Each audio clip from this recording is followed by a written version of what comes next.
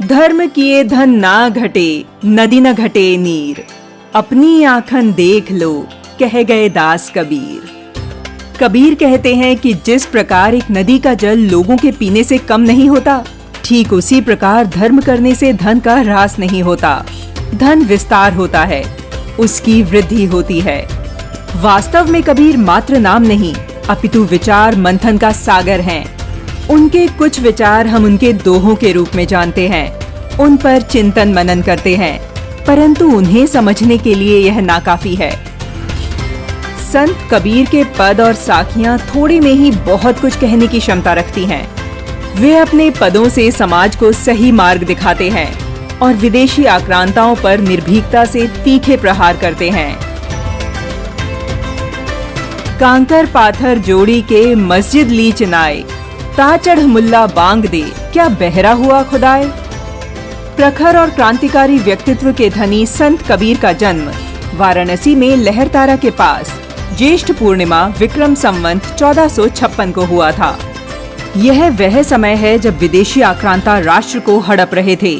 काशी क्षेत्र पर सिकंदर लोदी का शासन था, सामाजिक विषमताओं का युग था। तब संत कबीर मध्यकाल के अंध युग में अपने ज्ञान का आलोक लेकर आए। उन्होंने टूट कर बिखर रहे हिंदू समाज के एक एक मोती को भक्ति के सूत्र में पिरोया और प्रत्येक व्यक्ति को उनके धर्म के प्रति जागरूक किया। अत्यंत कठिन वेद के गूढ़ रहस्यों को वे अपने पदों के माध्यम से जन जन को सरलता से समझाते। वह कहते, राम के नाम परम पद पाया, छूटे बिघन बिकारा। इस दोहे से तात्पर्य है कि राम नाम के स्मरण से परम पद यानी ब्रह्म ज्ञान की प्राप्ति होती है तथा समस्त विघ्न विकार मिट जाते हैं।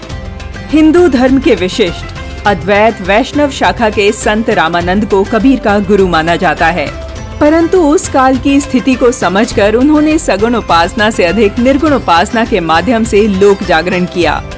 मुगल शासन में निर्दोष जनता पर अत्याचार होते थे। कबीर ने इस अन्याय व शोषण के उन्मूलन का बीड़ा उठाया और धर्मांतरण करने से लोगों को रोका।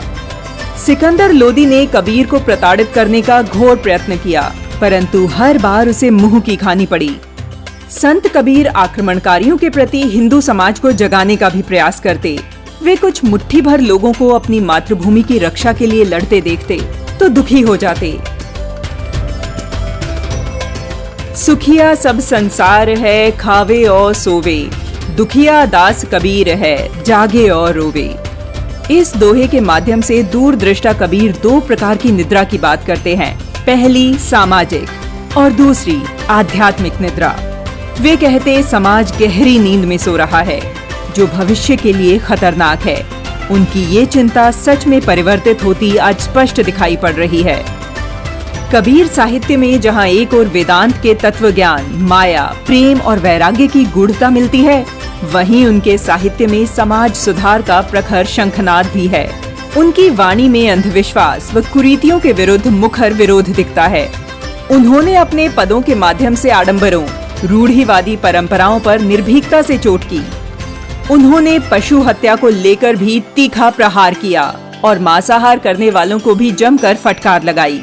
उन्होंने चेतावनी देते हुए कहा, बकरी पाती खात है ताकि काढ़ी खाल, जो नर बकरी खात है तिनका कौन हवाल।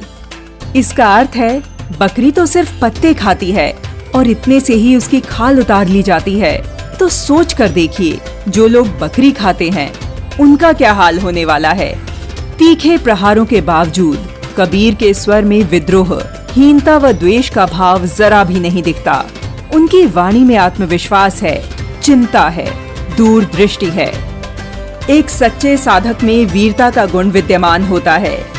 वीर साधक ही समाज में व्याप्त कुरीतियों पर कड़ा तीखा प्रहार कर सकता है। कबीर दास ऐसे ही वीर साधक हैं। वे सदैव भक्ति में लीन रहते और अपनी भक्ति पर भरपूर विश्वास भी करते। इसी अखंड विश्वास के बलबूते उनकी वीरता फलती फूलती और अपने तेवर दिखाती। वे कहते हैं, भक्ति देहुली राम की, नहीं कायर का काम, शीस उतारो हाथी करे, सो लेसी हरि नाम। इसका अर्थ है भक्ति करना कायरों का काम नहीं है। जो अपना सिर अपने हाथ पर लेकर चलता है वही हरि का नाम लेने की हिम्मत करे। कबीर काल में समाज हिंदू मुस्लिम के दो अलग अलग पार्टों में बंटा था। ऐसे में संत कबीर ने सच्चे मानव धर्म को अपनाने के लिए प्रेरित किया। उन्होंने कहा, सभी का सृजनहार पालनहार एक ही है। वह कहते, सभी प्राणियों में एक ही परमात्मा विराजते हैं।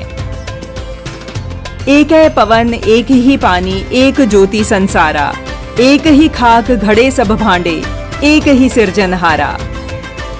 119 वर्ष की आयु में अतुल्य कबीर ने अनंत संदेश दिए, परंतु उनके शिष्य कुछ ही पदों को संकलित कर सके। वीडियो के आरंभ में हमने आपको बताया था कि कबीर मात्र एक नाम नहीं है। सच तो यह है कि कबीर अत्याचारों, पाखंडों से त्रस्त समाज की अधिकारपूर्ण आवाज हैं, समाज का आईना है। 600 वर्ष बाद भी कबीर उतने ही प्रासंगिक और जीवंत हैं। उनके साहस भरे शब्द आज भी लोगों के हृदय में स्वाभिमान का भाव भर देते हैं। ऐसे गुरु जो स्वयं साधारण जीवन जीते हुए अपनी वाणी से सचरित्र वातावरण गढ़ने में जुट गए और प्रत्येक मन में प्रेम का रस घोलते रहे। पथ प्रदर्शक और सद्गुरु कबीर को उनकी जयंती पर शत शत नमन।